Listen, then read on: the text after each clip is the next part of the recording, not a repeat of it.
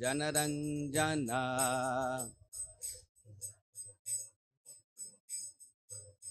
यमुनातीरावनचारी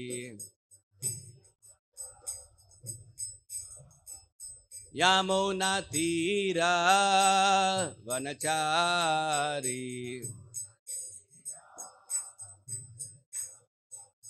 जय राधा माधव कुंज बिहारी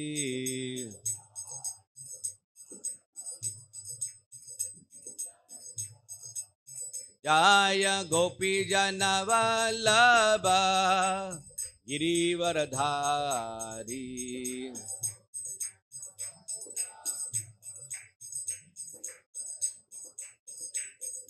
यशोदानंदन ब्रज जनरंजना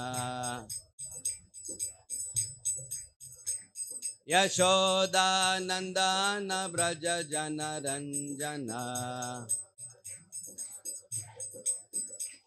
यशोदानंदन ब्रज जनरंजना यशोदानंदन ब्रज जनरंजना यमुनातीरावनचारी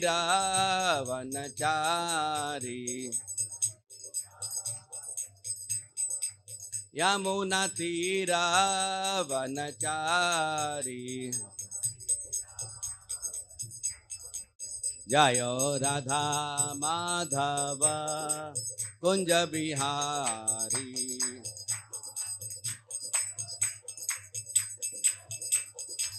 जय राधा माधव कुंज बिहारी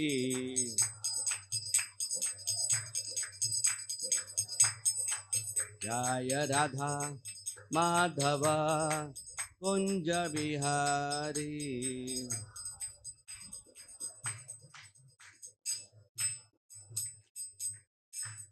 जय ओम विष्णुपाद परमहंस परिव्राजकाचार्य अष्टोत्तर शिष्य डिवाइन ग्रेस अभय चरण अरविंद भक्ति विद्वान स्वामी श्रील प्रभुपाद की जय अनंत कोटि वैष्णवनंद की जय नामाचार्य श्री हरिदास ठाकुर की जय ग्रंथराज श्रीमद् भागवत पुराण की जय गौर Premanandi all glorious assembled devotees all glorious assembled devotees all glorious assembled devotees all glories to Sri Guru and Sri Gauranga.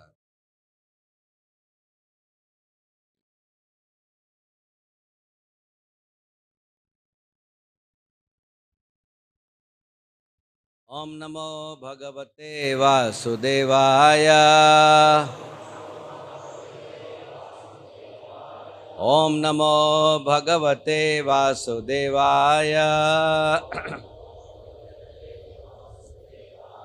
Om Namo Bhagavate Vasudevaya.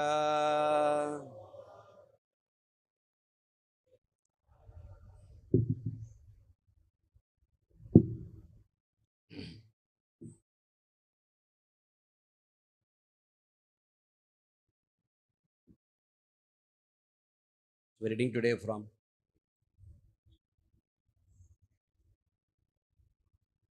Canto 4, Chapter 29, entitled Talks Between Narada and King Prachinibari, text number 63.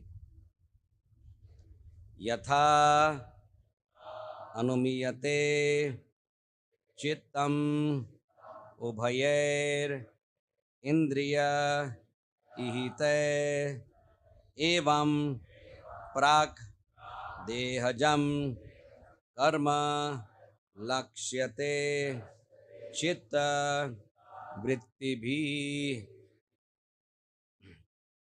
yathanomiyate chittam ubayer indriye hitaha evam prag dehajam karma lakshate chitta vrittibhi yathanomiyate chittam ubayer indriye hitaher evam prag dehajam karma लक्ष्यते चित्तवृत्तिभिः यथानुमीयते चित्तम् उभयैरिन्द्रियैर्हितः एवं प्राग्देहजं कर्म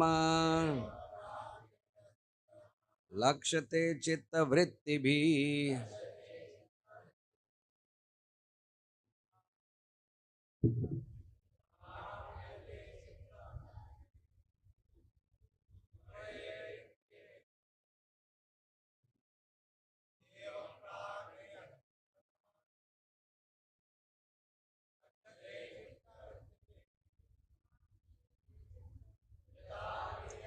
चित्तम्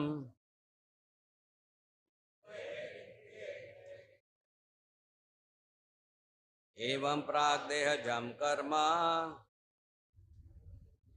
लक्ष्यते चित्तवृत्तिभिः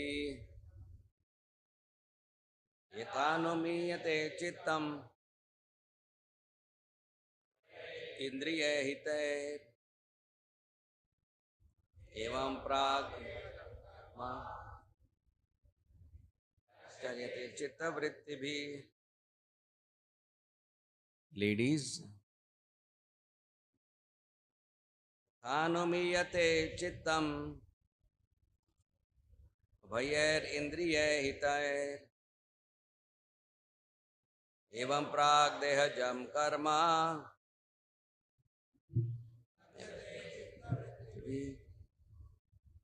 यथा as anumiyate can be imagined, chittam one's consciousness or mental condition, ubayer both indriya of the senses, ihitair by the activities, evam similarly, prak previous, dehajam performed by the body, karma activities, lakshate can be perceived, chitta of consciousness, vrittibhi by the occupations. Translation and purport by His Divine Grace Srila Prabhupada. Translation: one can understand the mental or conscious position of a living entity by the activities of two kinds of senses: the knowledge acquiring senses and the executive senses. Similarly, by the mental condition or consciousness of a person, one can understand his position in the previous life. Report. There is an English proverb that says, the face is the index of the mind. If one is angry, his anger is immediately expressed in his face. Similarly, one's mental states are reflected by the actions of the gross body. In other words, the activities of the gross body are reactions of the mental conditions. The mind's activities are thinking, feeling, and willing. The willing portion of the mind is manifest by the activities of the body. The conclusion is that by the activities of the body and senses, we can understand the condition of the mind. The condition of the mind is affected by past activities in the past body. When the mind is joined with a particular sense, it immediately becomes manifest in a certain way. For instance, when there is anger in the mind, the tongue vibrates so many maledictions. Similarly, when the mind's anger is expressed through the hands, there is fighting. When it is expressed through the leg, there is kicking. And there are so many ways in which the subtle activities of the mind are expressed through the various senses. The tongue chants Hare Krishna, the Mahamantra, and the hands are raised in ecstasy. The mind of the person in Krishna consciousness also acts in a similar way. The tongue chants Hare Krishna the Mahamantra, the hands are raised in ecstasy and the legs dance in Krishna consciousness. These symptoms are technically called Ashta Satvika Vikar. Satvik Vikar is transformation of the mental condition in goodness or sometimes transcendental ecstasy.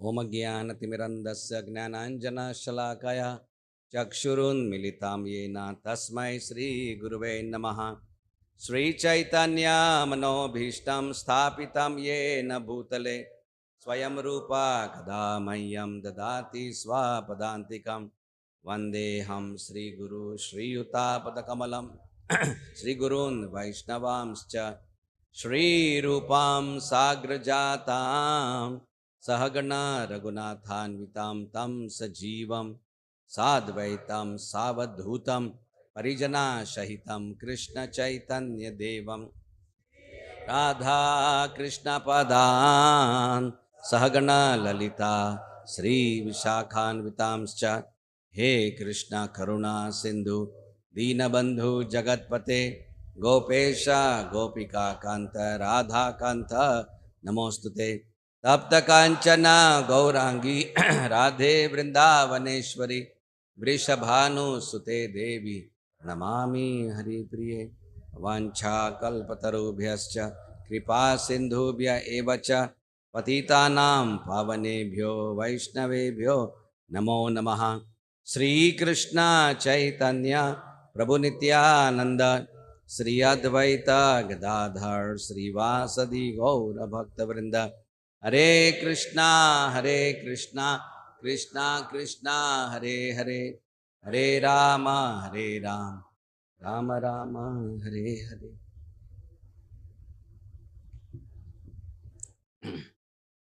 My obeisances to Anandamai Prabhu, taking his blessings, the senior most Vaishnava in this beautiful temple of Shri Shri Radha Madan Mohan.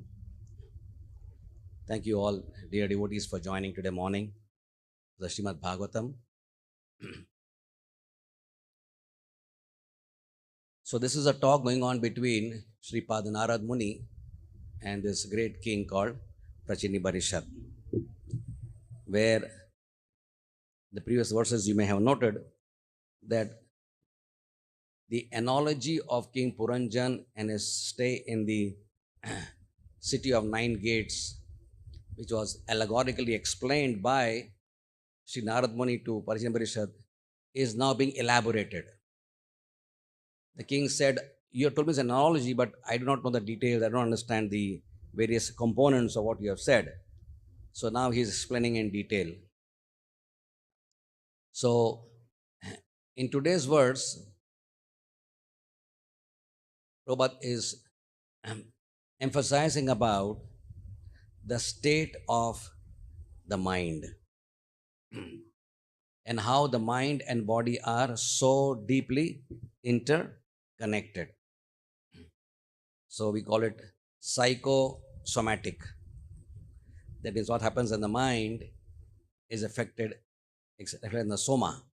Soma means the body, right? So the background, of course, is that Maharaj Parikshit is sitting there and he's listening to all this elaborations on the philosophy by Shukdev Goswami. So what happens in the mind is often called by the word mindset in English. What is a person's mindset? The mindset is actually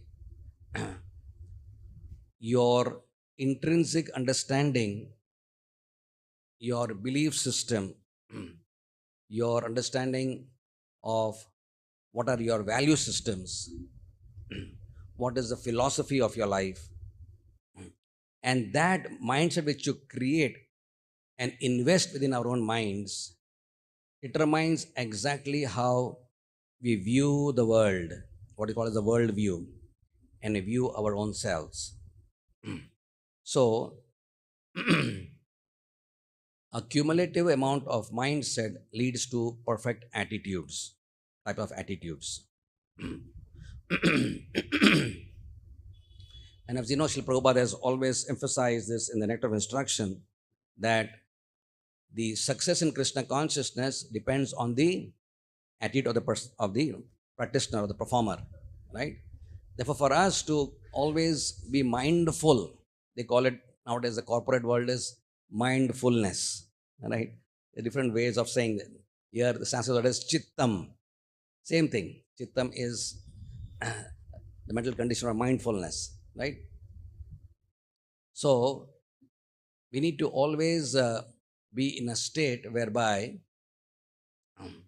knowing that the mind is the master, the king, like the ring master in one sense, the orchestrator of the physical activities of the karmendriyas and the gnanendriyas, the knowledge acquiring senses and the executive senses, which are five in each number.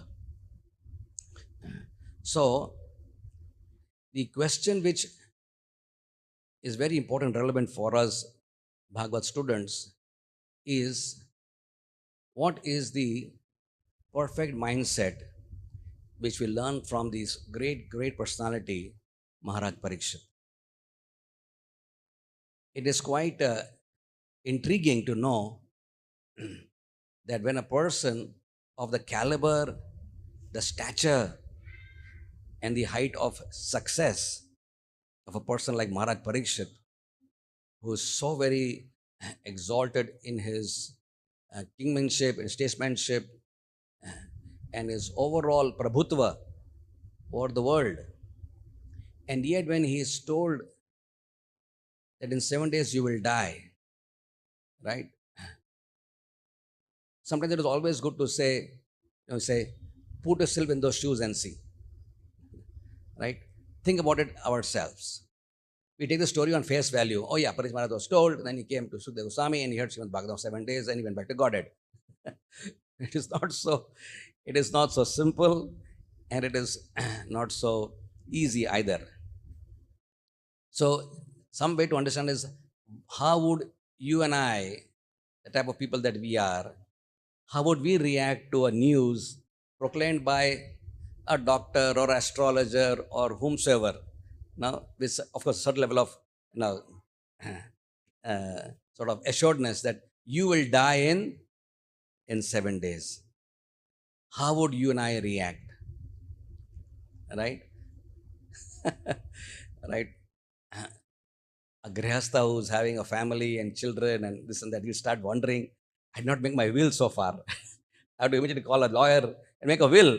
Okay, this goes, my flat goes to my son, my other flat goes to my other daughter, and my car goes to this person, and my gold in the locker goes to that person, and my brother gets that, but I will not get anything to my so-and-so, right? So, because he did this to me. So he makes a will, right? And calls a lawyer and says he registers it so that nobody will challenge that will, in sound health and sound mind, without any pressure. I have made this will in the best of my state of consciousness, like that, in proper chittam, right? And gives it and said, you will execute this will. When I get executed by death, you will execute my will, right? So we would react in a very frantic manner. Is it not true? Very frantic, very disturbed, and almost completely thoroughly confused. Trying to wind up what is undone. 7 days only I have. So you start doing what is undone. This, that. You start to wind up. You meet that person, call that person, etc., etc. Now, how did Maharaj Parikshit react? He got the news, right? And he simply bowed down his head and said 3 words. So be it. He just said what in his mind? So be it. It's like saying Tathastu. My dear Lord, if that is, I see it as your Tathastu blessing. You have blessed me to get this news that I will die in 7 days. He saw it completely contrary to a conditioned soul's response, is it not? Completely contrary and almost revolutionarily. Very rarely somebody can react with such clarity of mind, such peace in his heart, right? And such calmness of consciousness. The question which you and I will have to ask ourselves, what is that state of mindset, chittam, which makes a person react so calmly, so straight headed to the news of your own death? Srila Prabhupada has always stressed this, Srimad Bhagavad Gita also has always stressed this, that one thing is very certain in this world, and what is that? Whatever party comes in Delhi, whatever is the weather condition, whatever happens to the dollar or the rupee, what happens to anything in this world, one thing is certain. What is that? But at the same time, it is very uncertain also. Why? Because you don't know when. So it is simultaneously certain and very, very uncertain. If we knew, okay, this is the time you have, it would be good, right? But we are certain to die. But what keeps us always in a state of lingering anxiety is when, right? So this brings us to the point of discussion. What is the state of consciousness which prepares us for that? As they say, it's a very nice thing which we have heard. The two things we should always remember, and two things in this world which you should always forget. Right? So, two things they say which you should always forget are, if you have done good to somebody out of love, care, affection, right? Do it and then forget it. Because you can be more sure that you may not get reciprocated. So, if you expect that he or she will reciprocate, you will probably be disappointed or even frustrated. So, do good and then you forget it. Second thing to always forget is, if somebody did harm to you, someone said bad to you, somebody ridiculed you, somebody hurt you, what should you do? Immediately forget it. Because if you carry that burning coal in your heart, he has said it and he is forgotten, or whatever is finished. He has spoken those words, she has spoken those words. But you carry that burning coal in your heart which keeps on troubling you for sometimes days and months and sometimes even decades. You cannot overcome. She said that, he said that, he did this, she did that. Right? It comes. So what we should do? Try to immediately forget. How wise whoever has said that. And yet the same person says, two things we should always remember. What is that? Satatam smartavya Vishnu. Always remember Krishna. And second thing you should always remember is, always remember death. Always remember death. On the spiritual side, Krishna is the supreme reality. On the material side, death is the supreme reality. And both of them will always be real. Nothing will change. On the material side, death will always be there, waiting for us. And the spiritual side, Krishna is always there, eagerly waiting for us. Right? So we should always remember these two things. Now there is a great story in the Srimad Bhagavatam, 9th canto, explaining this in more graphically in the pastime of a wonderful Vaishnava king who was the ancestor of Maharaj Ramachandra, Dashrathi Nandan Ramchandra, and descendant of the Ikshvaku dynasty. His name is Maharaj Khatwanga. Some of you may have heard his name. He's a very, very celebrated Vaishnava with great details given in the Vishnu Purana. So here is this great king who was king of this world, but very, very Brahmanically situated, supporter of all Brahmanical culture, very chivalrous, very honest, very truthful, very much loving to his praja, and endowed with very saintly Rajarshi-like qualities. Because of his undaunted nature of being so powerful in war, he was asked, requested by the demigods to assist them in their sangram with the asuras. Imagine what demigods were inept in doing, a king on earth can do. So, how strong he must have been.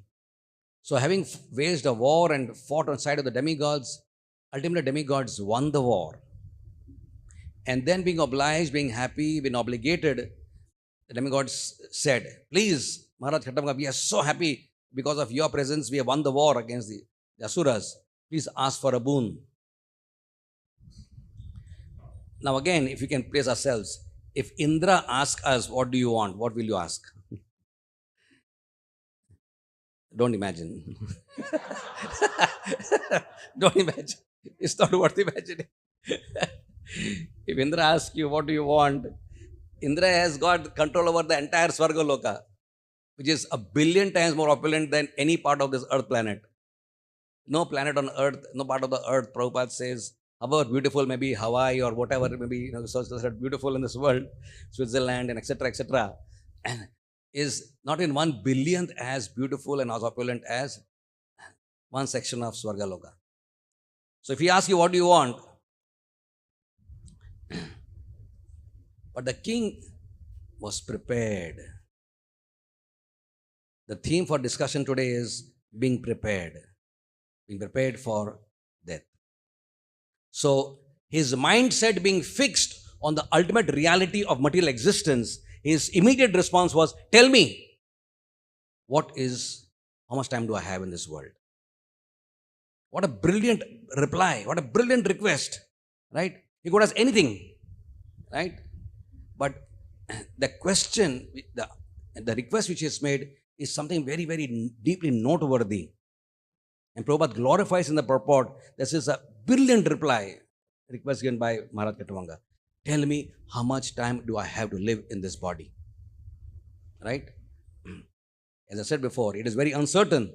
But here he wanted to make it certain, how much time do I have? He said, you have only one muhurta. One muhurta to live. How much is one muhurta? One muhurta is equal to, astrologically, 48 minutes. We call it Brahma Muhurta, right? We use the word Brahma Muhurta so often. Brahma Muhurta is 2 muhurtas before sunrise. So if your sunrise is at 6 a.m., then Brahma Muhurta will start around 4:30 a.m., right? And last for 1 muhurta. And then afterwards, that muhurta departs. And all auspicious activities and Krishna consciousness, spirituality, etc., all pious beings, they get up during that time for getting empowerment from the cosmic energy, which is very high on the mode of goodness. So, immediately having heard that, he took a celestial airplane and he rushed back from Swargaloka to Earth planet, right? Because that planet is Bhogyoni. Pataloka is for, suffering. But Earth planet is perfect for exit. For the exit route from the world is best for, so you and I, we may think, oh, I'm not in Swargaloka, I'm in Earth planet. But we are best situated. That Earth planet is the exit route for the soul comes in human body first when it descends from the spiritual sky. And the exit route is always, again, human birth, but from Bhumandal. So he sat down and he fixed his mind and went into internal state of absorption, remembering the lotus feet of Sri Sri Radha Madan Mohan. The Lord who attracts the heart of even Cupid. Right? Kandarpa Koti. Right? So one who attracts the heart of millions of Cupids, he allowed his heart to be attracted to that all-attractive personality. And the moment he was absorbed in his deep state of samadhi by chanting and remembering the Lord,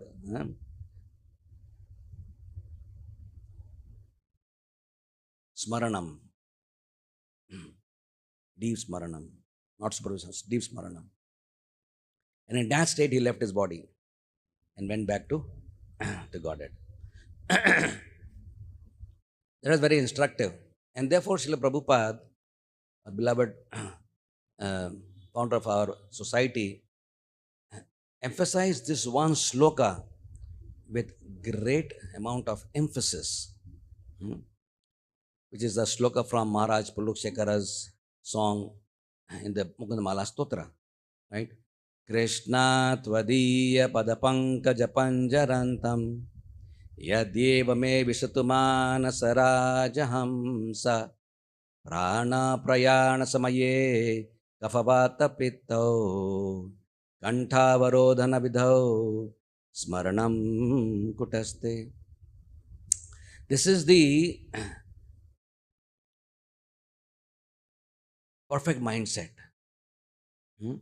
for a Vaishnava on a daily basis, right?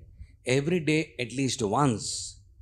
You should remember Krishna constantly, but at least once remember death. This beautiful kavya by Maharaj Kalukshekara says that, my dear Lord, let the swan of my mind, Rajahamsa, enter in the stem of your lotus feet. Right? As you know, the lotus pond, the pond is it doesn't grow on land. The lotus grows in water. Most trees grow on land, but lotus grows in water. It has no connection with land. And it has a very beautiful, what you call as a fibrous root system. And therefore, the neck of the swan is very malleable, and it often tries to get the nectar which is there at the end of the stem of the lotus, right? And it puts its neck there. Sometimes the neck can get stuck in the fibrous root system, and sometimes it can become a great difficulty for the swan, right? As it is sucking the nectar. So Maharaj Kulashekar, knowing this, said that let that happen when I'm young, in control of my faculties, my chitta is in a normal state, right? Let the swan of mind enter right now into the stem of your lotus feet. Why? Because prana prayana samaye, when my body is supposed to be in a state where the soul is about to leave, kafavata pitta kantavarodhana vadav. Kantavarodhana, my kantha will be blocked with mucus.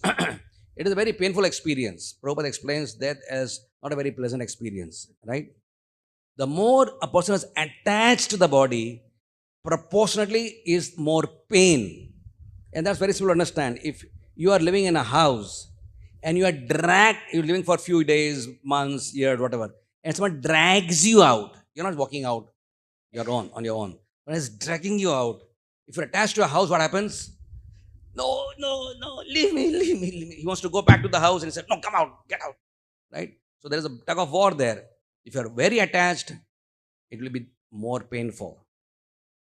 So to the extent we are attached to the things of this world, our home and hearth, as Prabhupada says, to that extent, it will be a painful exit when we leave this body which we have lived in it for 30 years, 40 years, 70 years, some of may live for 80, 90 years. The more we live, the more we'll be attached. In one sense. Anyway, so what is the solution to this? The solution is given in the Bhagavad Gita. Maya sakta mana partha yogam yunjam madashrayah asamshayam samagram mam yathagnasashi tachruno. Right? Krishna says, 7th chapter, that the solution to this mega problem of this world of death is Maya Sakta. What is that? Become attached to me. Manaha Partha. Again the word mana has come. Mindset. My dear Partha, son of Pritha, let your mind be attached to me. Maya Sakta Manaha Partha. And being united with me in this yoga, yogam, yunjam, madashraya. you will get my complete ashraya, mother ashraya. And what is the power of Krishna's ashraya? It's the ultimate ashraya. No ashraya is as big, as good as that. No ashraya, no other security systems of this world, you know, we call it Z security, and then we call it Z plus or whatever they call it, right? All our great ministers and prime ministers and of the world are given this Z security. But there are so many people who have died instead of Z or whatever security have. They've been shot. And somebody going down the car and from side of the buildings, somebody just shoots and right. So there is no real security in this world. But somebody who has got a security which is offered to you by Krishna, Hare Krishna, Rakhe ke, Hare Krishna, Rakhe ke Krishna, like that. If somebody is secured by Krishna, who has the power to even touch, as they say, बाल बाका नहीं कर सकता है. They cannot even touch his hair. Right? Abhayam Sarvada. The moment we say these three beautiful words, Krishna, I am yours. I am yours. Right? I am not part of this body. I am not part of this world. I am not a man or a woman or an Indian or a Hindu or a Muslim or I am not none of these things. I am yours. Right?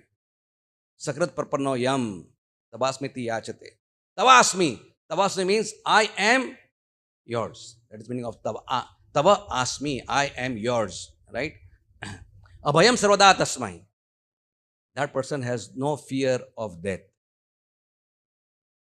No fear of anything of this world. And so the question logically now is, how do we go about this Maya Sakta process? Right? What is that process by which this life which you and I have, we don't know how much, right? Maybe 15 days, maybe 15 years. Whatever time we have at our disposal by the Lord's grace, how do we become attached in love with Sri Krishna, the supremely loving object of this world? So that again comes from Srimad Bhagavatam, right? The Srimad Bhagavatam is a series of such great personalities who through their lives have depicted these eternal principles of bhakti. Bhakti is not a theoretical process or armchair philosophy, right? Bhakti is a viable, completely validated type of activity supported by evidence of great souls whose stories are given in the greatest scripture in the world, that is Srimad Bhagavatam. Their life and example is inspiration for all times to come, for people who will read them, understand them and say, yes, this is possible. And this example is the proof. Maharaj Khatavanga is the proof. Yeah, this is possible. I can become attached to Krishna, and if I'm attached to Krishna at the time of death, I will not remember anything of this world, my wife, my children, my shop, right? As I said, the Jews are very good at business, they say. Jews are very good at business. So this old man is a Jew. He's 90 years old. And he was a very successful shop, selling so many goods. So he's on his last stage of his life. So he's gasping, right? And all people are around him. His sons, his daughters. And he's a 90-year-old, so he has grandsons and grandchildren, right? So, Jasmine, you are there. Yes, Papa. Dick, you are there. Yeah, Dad, I'm there. And your daughter is there. Yeah. So he remembers everybody's name. See, all of them there. All of you are here. Who's there? Who's going at the shop then?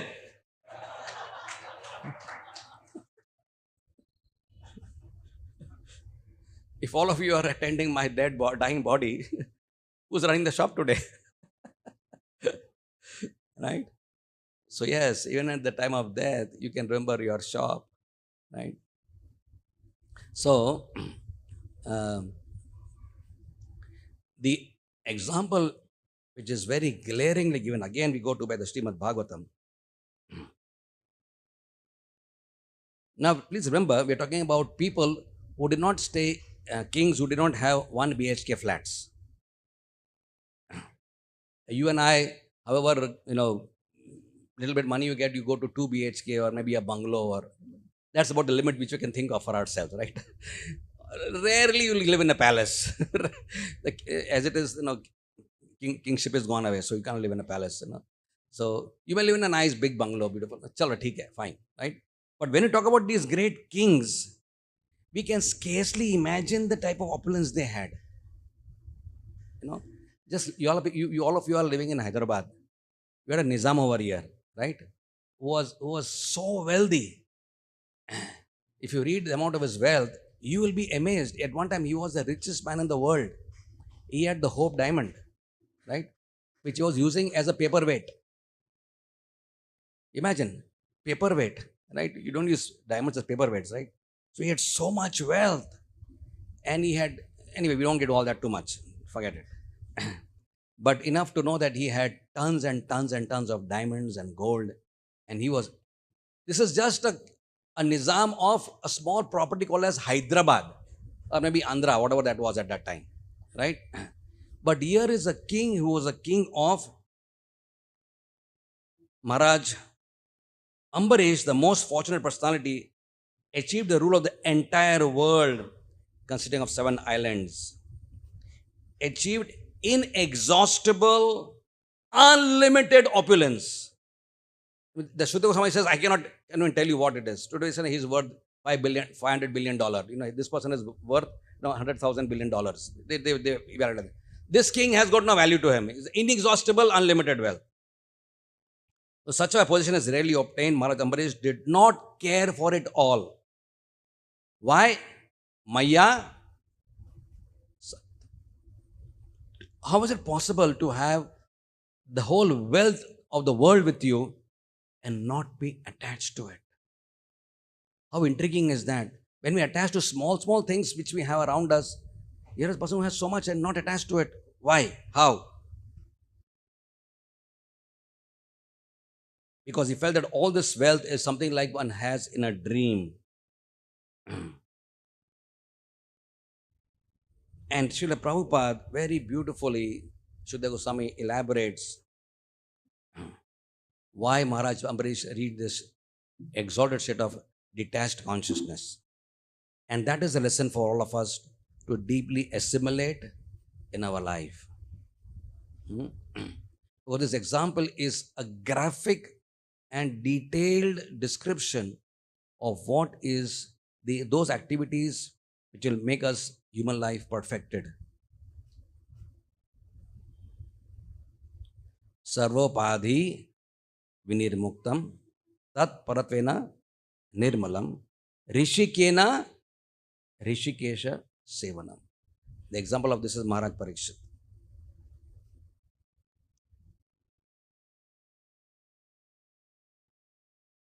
So, as you know how it starts, right? Savai manaha Krishna padara vindayor. Yeah. You can say that if you want. But I'll read the purport, right? I'll read these translation. Vacham se Vaikuntha gunanu varnane harau karau harer mandira marjanadishu shrutim chakrajuta sat kathodai. It's beautiful, nice words. You will take the translation. Please hear carefully because this is the take-home message from this beautiful verse. If we can carry a few jewels from the life of Maharaj Ambarish and incorporate them into our own lives, we will reach the same destination which is reached by Maharaj Katavanga and aspired by all of us. Maharaj Ambarish always engaged his mind. Again, remember, we're going to the mindset, right? He was very clear, very, very clear where his mind is supposed to be. Not in the television or in his money or in his profession or whatever else. His mind was fixed.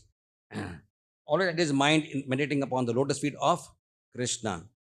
His words in describing the glories of the Lord. His hand is one of the karmendriyas, right? In cleansing the Lord's temple.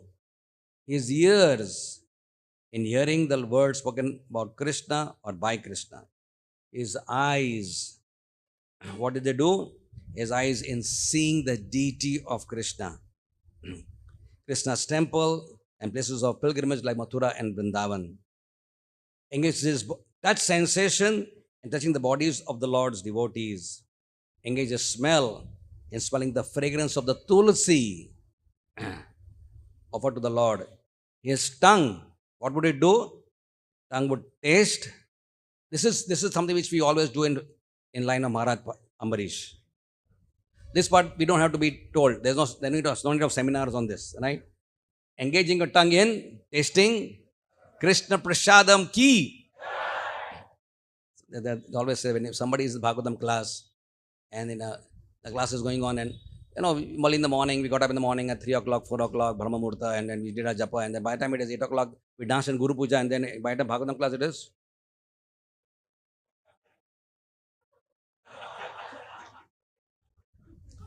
And moment we say, Mahaprasade Govinde, class is over. Hare Krishna, right? So the only way that which activates our senses is prasad. Wonderful, right? So we have it called as the kitchen religion. Perfectly all right. He engaged his legs in walking to the holy places and the temple, his head in bowing down before the Lord, and all his desires in serving the Lord 24 hours a day. Indeed, Maharaj Ambarish never desired anything for his own sense gratification. He engaged all, the word all is important, the word engaged all his senses in devotional service in various engagements to the Lord. And the last line is most important in this particular verse. Prabhupada writes, this is the way to increase attachment for the Lord and be completely free from all material desires. Maya Sakta Manapartha. So yes, my dear devotees, the Acharya say that the moment a Vaishnava, practicing Vaishnava, learns this verse, he has no excuse to go back into Maya. Because if this knowledge has been revealed to a student of Srimad Bhagavatam in the Bhakti school, right?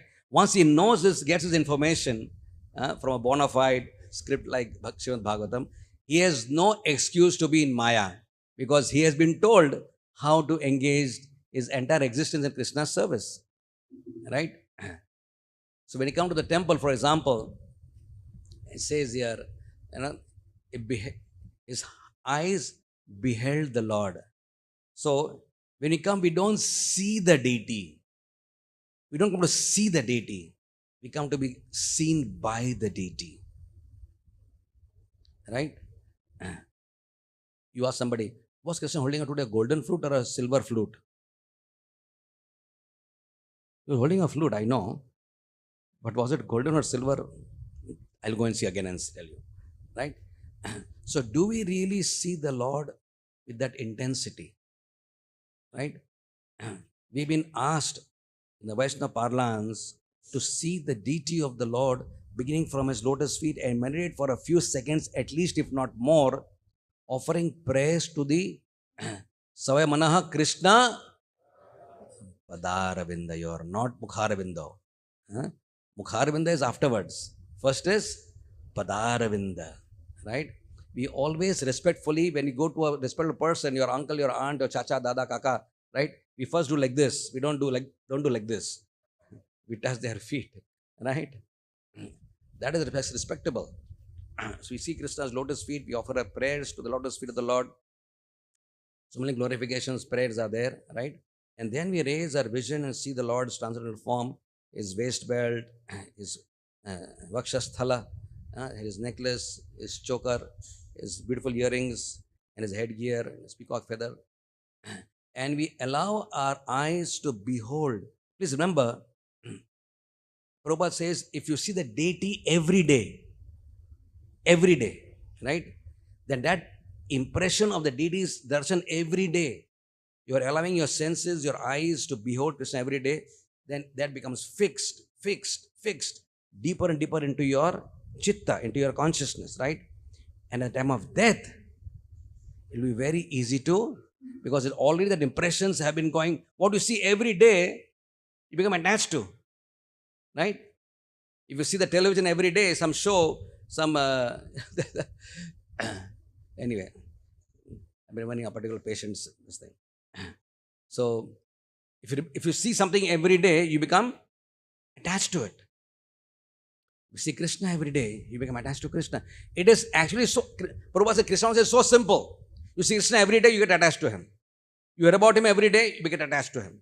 You just allow your senses to engage them with the senses. If somebody gives you a flower, right? There are so many flowers available in the market, right? All nice, fragrant flowers are there. But somebody comes to you and said, Prabhu, this is a flower, right? We should accept it with great, great, great reverence. Oh, flower has been at Krishna's lotus feet. Wow. Smell it. Fragrant. The Kumaras, their bhakti was aroused just by the fragrance of the tulsi and camphor at Krishna's lotus feet. Who knows, by smelling that flower, champa flower, your bhakti may get activated also, right? The Kaviraj Goswami says, Krishna pada padma gandha jai janapai brahma loka adi sukha tarana hi bhai. Right? The power of one flower is explained by Kaviraj Goswami. Krishna pada, again pada is coming. Krishna pada padma gandha. If a flower is there situated at Krishna's lotus feet, Jai Janapai, anybody who is fortunate amongst us to get that flower, what happens to him? And he smells it with devotion. Right? Remembering Krishna. This is the smell of Krishna's lotus feet coming through this fragrant flower. Right? Brahma Loka Adi Sukha. Your aspiration for anything of this material world, including the opulence of Brahma Loka, Taranahi Bhai. You won't be attracted to even the Sukha available at Brahma Loka. Power. What power one flower has got? Why? The flower is not very powerful. Why is it powerful? Because it was stationed for a few hours or minutes, whatever, at Krishna's lotus feet. Right? So being conscious, being mindful, when you come to a temple, we bow down our heads. As soon as we come to a temple, bow down our heads. The body is bowing down respectfully. Don't, when you say the mantra, let me be conscious. This head is meant for bowing down. Now, it's not meant for walking with pride, opening your chest and walking with the nose high. Only Prabhupada can do that. He can walk like that because he was a king of the Vaishnavas. We are not kings, we are servants, right? So, the head is supposed to be bowed down.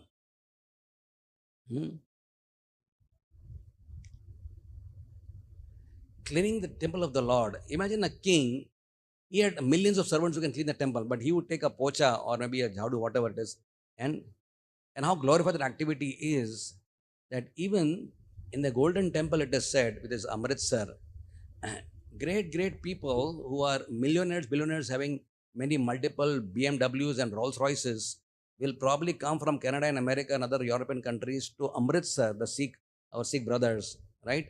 And they come there to do seva in the temple. And the moment you walk there, if there's any pug marks of your leg, immediately they will clean it, right? And they will be sitting there at the shoe stall, right?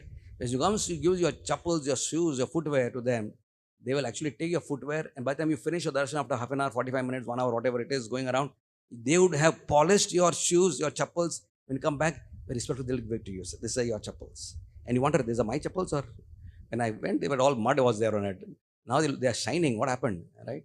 So these great people, whatever may be their personal life, we don't know, but at least they have this seva bhav to serve the devotees and keep it clean, keep it very clean. So Prabhupada said our temple should be revolutionarily clean, not just clean, revolutionarily clean, right? That's why they're in the Guru Ashtakam also, Mandira Marjinadishu. So in this way, engaging all our senses in Krishna's service, right? The eyes, the ears, in hearing Krishna. So this is the process which is there for Maya Sakta. And finally, Kaviraj Goswami also mentions that the way to attract Krishna's grace in our life is given in the story of the Kurma Brahman. The Kurma Brahman, one may say, oh, he's a great king, the great, oh yeah, but we are not kings, we are ordinary people, right? So the king example doesn't sort of, their mind may start giving some reasoning. But here is a person of this world, like you and me, having a family and children, all that, right? And once he comes to know that the Lord is coming to Kurmakshetra on a South Indian tour, one of the first places mentioned in the CC is about in Krishna Mahaprabhu landing in Kurmakshetra, seeing Kurma and the Kurma deity. Goes to his Brahmana's house. Now this Brahmana welcomes the Lord with great devotion, and he makes him seated, and he offers worship of the Lord's lotus feet. He takes the water and puts it on the head of all his family members, right? And glorifies the Lord and brings best of pakwan, nice food stuff for the Lord's pleasure. And then he makes nivedan. So, my dear Lord, my life is affected deeply by, he uses the word Vishaya Taranga. Vishaya Taranga, right? I'm being tossed. Vishaya Taranga means I'm being tossed up and down in the cycle of birth and death, happiness, distress, fame, infamy. I'm being tossed in these dualities of life. Please, I want to come along with you, right?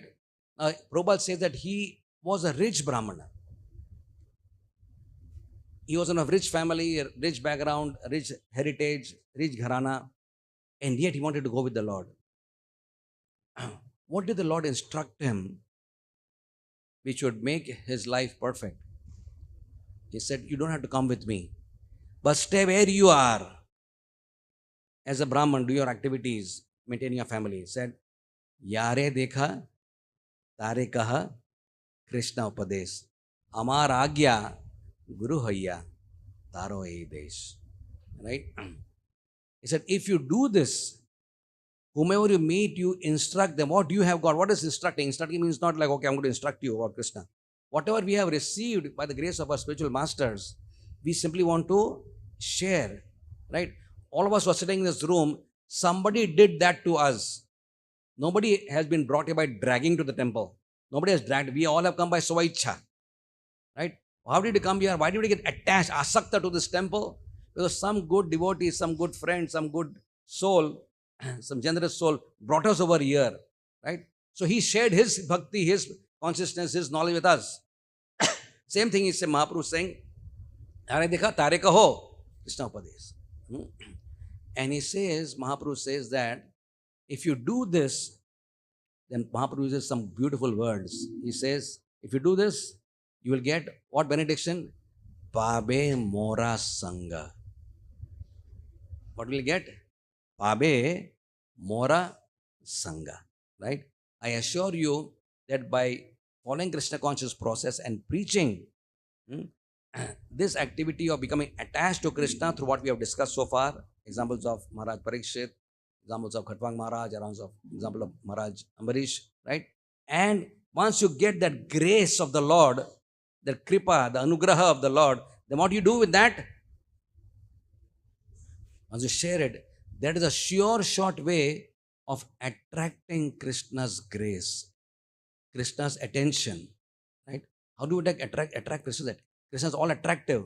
What will attract the attention of the all attractive towards a jivatma like you and me, or among the zillions and quadrillions of the souls in this world? What will attract Krishna's attention to you and me?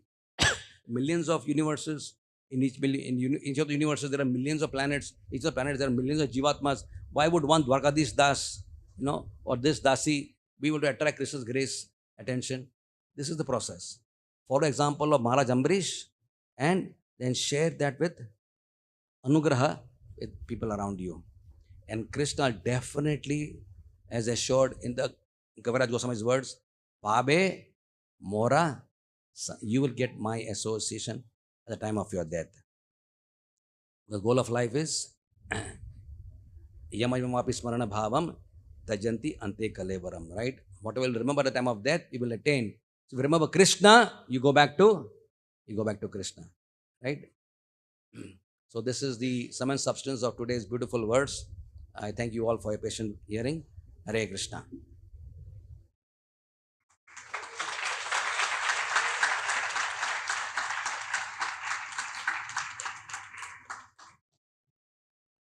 Is there any questions or comments?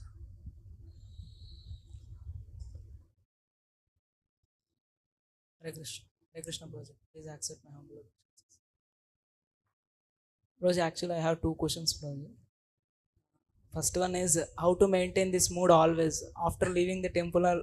Now we are feeling so much this thing, but it's like market vairagya after leaving. Keep coming. Very simple. Today you are enthused because of Prabhupada's words, right? But yes, therefore we are called as Chuta. This is Achuta. Our Chitta, our consciousness is fallible. Because we are fallible, we go out, we fall down. Fallible means fall, right? So you go out of the temple campus. Therefore, Prabhupada's temples are so empowered. So empowered.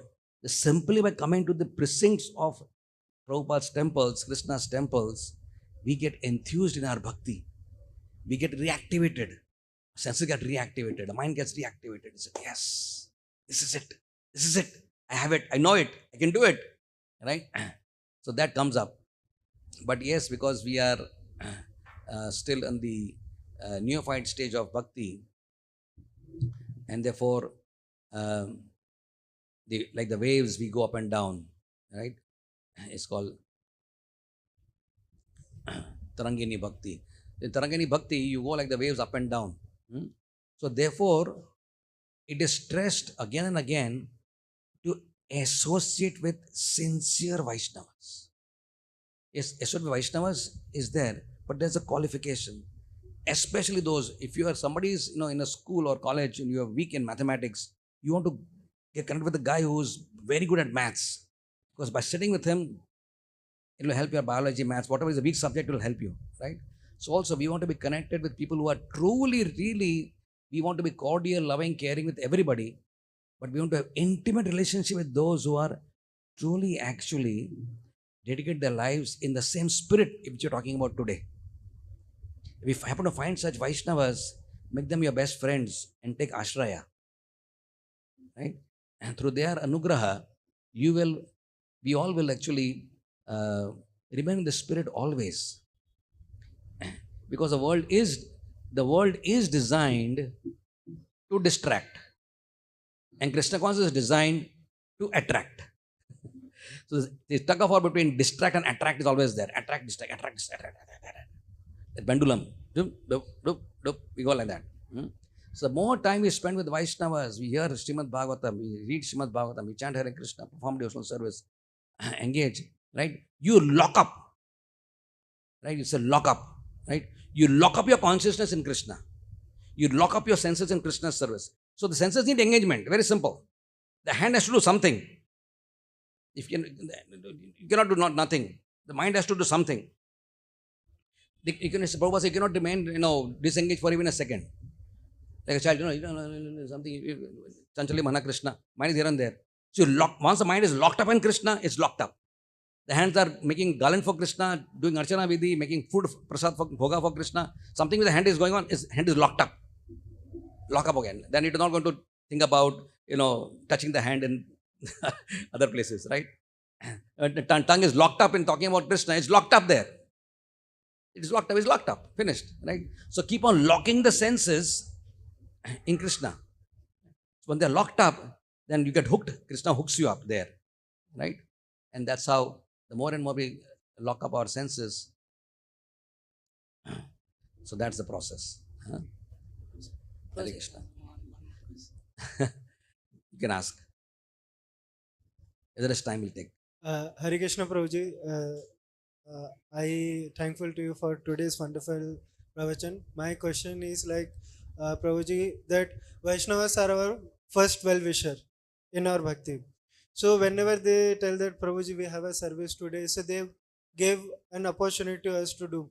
But sometimes they give more excuses on that.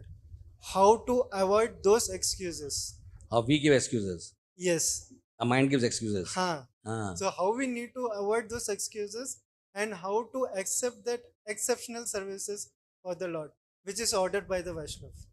See, in the mind, there are both things are there. There is Krishna factor and Maya factor, both are there, right? Which is going to predominate? That is important.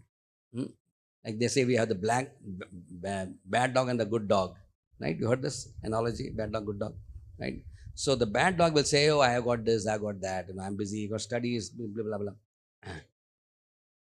But when we are hearing regularly, the power of hearing regularly is purified intelligence, right? Intelligence, we all have, all of us have some intelligence. We're doing some, you are IIT, this, that, something. All of us, we have some intelligence we have, right? But we are talking about what?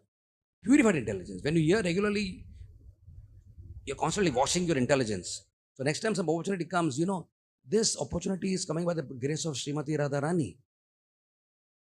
If Radharani is calling me for some service, am I going to Radharani? No. Oh, what a terrible thing, right? So then that power to be able to say, so essentially, as they say, that Krishna consciousness is all about making the right choices. The moment to moment we are about to make every moment actually is a test. It's not that when Maya attacks you in the form of a beautiful woman or money or big power position, that, oh, Maya is attacking me now. Maya is attacking me. Come. Yeah. But actually Maya is attacking us. Not I would say attacking, but we are interacting with Maya at all times. Sometimes she becomes even more aggressive in the form of all these what I said, right? But the faculty of ours to always keep doing this choice, that choice, this choice, that choice, this choice, that choice, this one, that one, this one, that always is a constant struggle of a aspiring Vaishnava. To make moment to moment right choices is the way to Krishna consciousness. It's a moment to moment affair, right? Even in dress of a Vaishnava, we can be doing something crazy. Even in the temple, we could be doing something crazy. When the temple of the Lord, in front of Radha Madan Mohan, we can still think, yeah. You can be thinking of something which is all sorts of daydreaming can go on. Correct? So constantly to be on vigilance. Therefore, the purified intelligence is so essential. It keeps it locks the mind. Hey, what are you doing? Nonsense, right? So the elder brother is the intelligence. The younger brother is the mind. The elder brother is always supposed to overrule the younger brother, right? If not, the younger brother will overpower the mind, will dictate the intelligence. Is it all right? Yeah. So make the right choices with the purified intelligence, right? Okay. Mataji, please tell us when to end, Prabhu. We should end, yeah? No? Can I? Yeah. The last question, we will end after that.